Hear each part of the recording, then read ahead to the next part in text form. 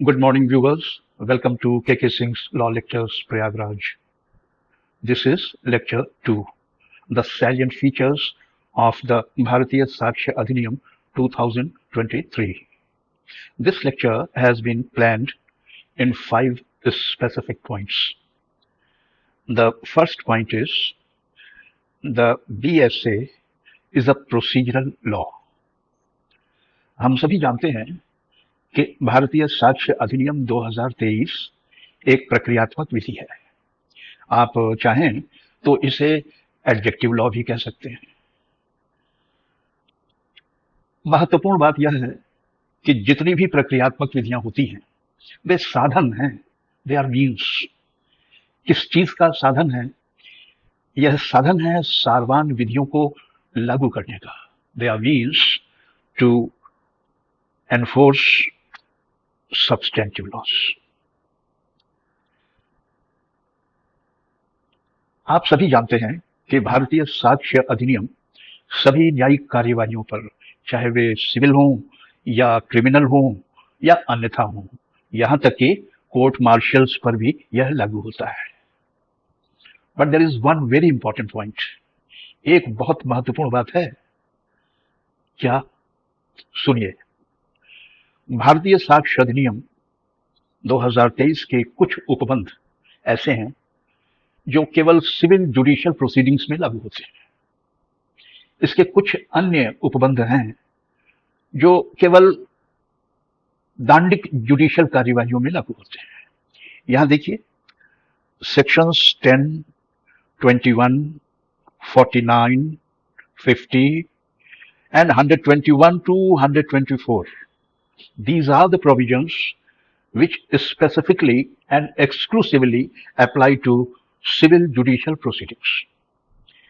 यहां नीचे देखिए, sections 22 to 24, 47, 49, 117, 118 and 120 BSA, यह प्रोविजंस केवल जुडिशियल क्रिमिनल प्रोसीडिंग्स में लागू होते हैं। तो यह महत्वपूर्ण बात हो गई कि भारतीय साक्ष्य अधिनियम सभी न्यायिक कार्यवाहियों पर लागू होता है, चाहे वे सिविल हों, चाहे दांडिक हों, चाहे अन्यथा हों। लेकिन इसके कुछ प्रोविजंस, ये जो मैंने आपको बताए, ये केवल सिविल जुडिशियल प्रोसीडिंग्स में लागू हैं, और ये जो दूसरा सेट है ये केवल क्रिमिनल जुडिशियल प्रोसीडिंग्स में लागू है। अब हम चलते हैं हेडिंग नंबर 2 पर। हेडिंग नंबर 2 है बीएसए इज नॉट एग्जॉस्टिव। भारतीय साक्ष्य अधिनियम संपूर्ण नहीं है। भारतीय साक्ष्य अधिनियम संपूर्ण नहीं है। द इंडियन एविडेंस एक्ट 1871 और यह नया एक्ट द भारतीय साक्ष्य अधिनियम 2023, दोनों में से कोई भी संपूर्ण नहीं है। बीएसए के अलावा और बहुत से लॉज हैं जिनमें रूल्स ऑफ एविडेंस मिलेंगे। इसीलिए यह कहना ठीक है कि भारतीय साक्ष्य अधिनियम अपने आप में संपूर्ण नहीं है। साक्ष्य संबंधी बहुत से नियम दूसरी विधियों में मिलते हैं। यहां देखिए, मैंने कुछ उदाहरण, महत्वपूर्ण उदाहरण आपके लिए यहां संदर्भित किए हैं। Order 26 CPC rules of procedure हैं। बीएनएसएस, इसके सेक्शंस 326 एंड 328, ये भी प्रोसीजरल हैं। और ये देखिए, ट्रांसफर ऑफ प्रॉपर्टी एक्ट, इसके दो सेक्शंस 49 और 50। भारतीय न्याय संहिता बीएनएस, उसके ये सेक्शन 20 और 21, ये भी प्रक्रियात्मक हैं। और आगे चलें तो इंडियन कॉन्ट्रैक्ट एक्ट का सेक्शन 16 सबसेक्शन 3 और इंडियन लिमिटेशन एक्ट 1963 के सेक्शंस 20 और 29, यह दोनों भी प्रक्रियात्मक हैं। तो इसलिए यह कहना बिल्कुल ठीक है कि भारतीय साक्ष्य अधिनियम एग्जॉस्टिव नहीं है। साक्ष्य संबंधी बहुत से नियम दूसरी विधियों में भी मिलते हैं। यह ठीक है कि भारतीय साक्ष्य अधिनियम एग्जॉस्टिव नहीं है, लेकिन इसका लाभ भी है। क्योंकि भारतीय साक्ष्य अधिनियम एग्जॉस्टिव नहीं है, इसलिए English common law, English common law, आंग्ल सामान्य विधि के नियमों का संदर्भ लिया जा सकता है।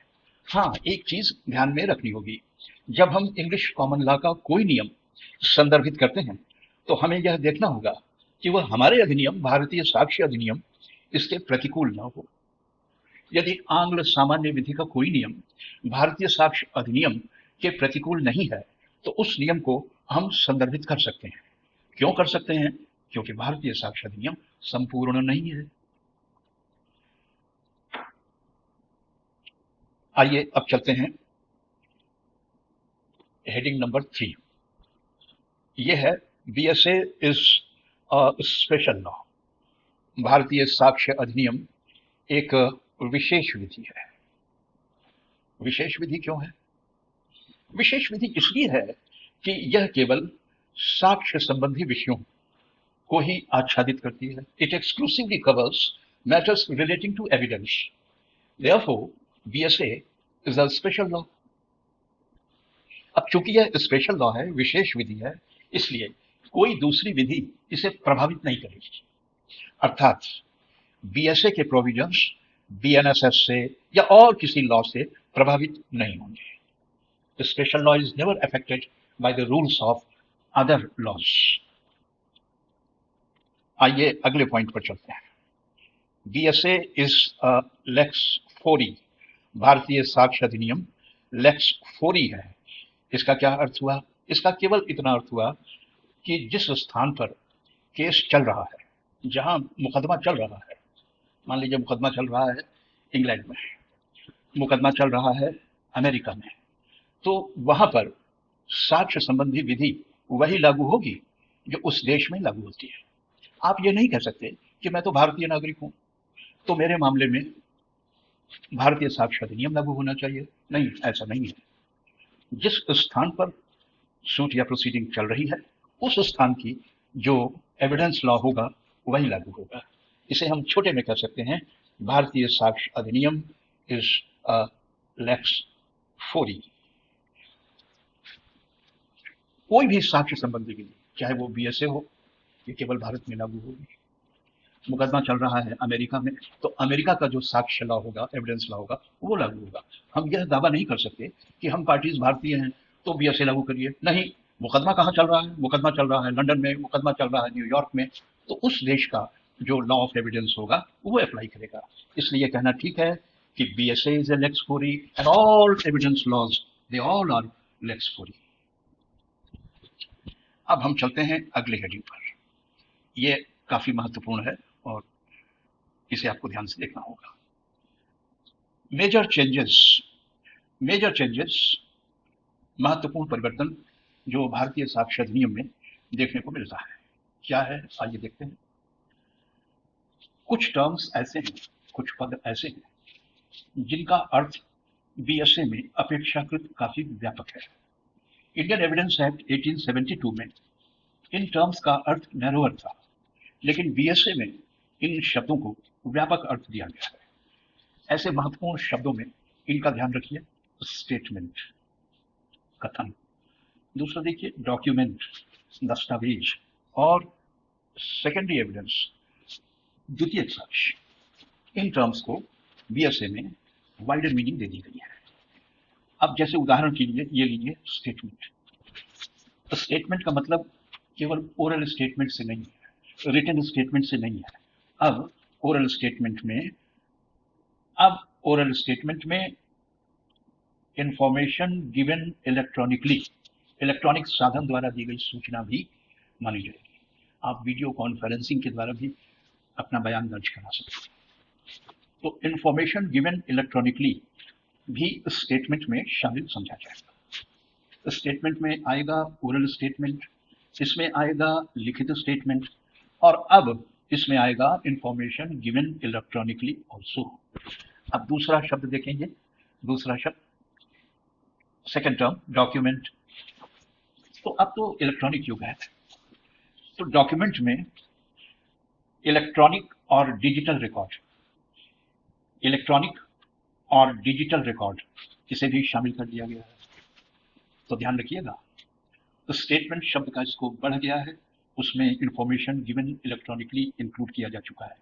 डॉक्यूमेंट शब्द का भी स्कोप बढ़ गया है, उसमें अब इलेक्ट्रॉनिक या डिजिटल रिकॉर्ड भी शामिल कर लिया गया है। एक और महत्वपूर्ण बात, उस पर हमें विचार करना चाहिए। सुनिए वो क्या है। भारतीय साक्ष्य अधिनियम 2023 में सेक्शन 2 है और उसमें कई सारी परिभाषाएं दी हुई हैं।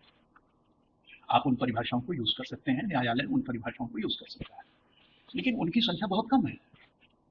भारतीय साक्ष्य अधिनियम में ऐसे बहुत से टर्म्स यूज किए गए हैं, वर्ड्स और एक्सप्रेशंस यूज किए गए हैं जो भारतीय साक्ष्य अधिनियम में परिभाषित ही नहीं है। कोई बात नहीं है, परिभाषित नहीं है, कोई बात नहीं है। हमें देखना चाहिए कि क्या उन शब्दों की परिभाषा बीएनएसएस में दी हुई है, बीएनएस में दी हुई है या आईटी एक्ट में दी हुई है। ऐसे शब्द जो बीएसए में यूज्ड हैं किंतु बीएसए में परिभाषित नहीं है, लेकिन उनकी परिभाषा आईटी एक्ट 2000 में दी गई है, द बीएनएसएस में दी गई है, द बीएनएस में दी गई है, तो वहां से परिभाषा इंपोर्ट की जा सकती है। बहुत ही महत्वपूर्ण बात है, बहुत ही महत्वपूर्ण बात है। ये देखिए, section 2 subsection 2 BSA, it permits the use of definitions given in IT Act, given in BNS and given in BNSS. तो सेक्शन 2 सबसेक्शन 2 importation clause है। It permits importation of definitions from IT Act 2000, the BNS 2023 and also from BNSS 2023. This is enough for this lecture. Please wait for the next lecture. Very soon you will have lecture 3.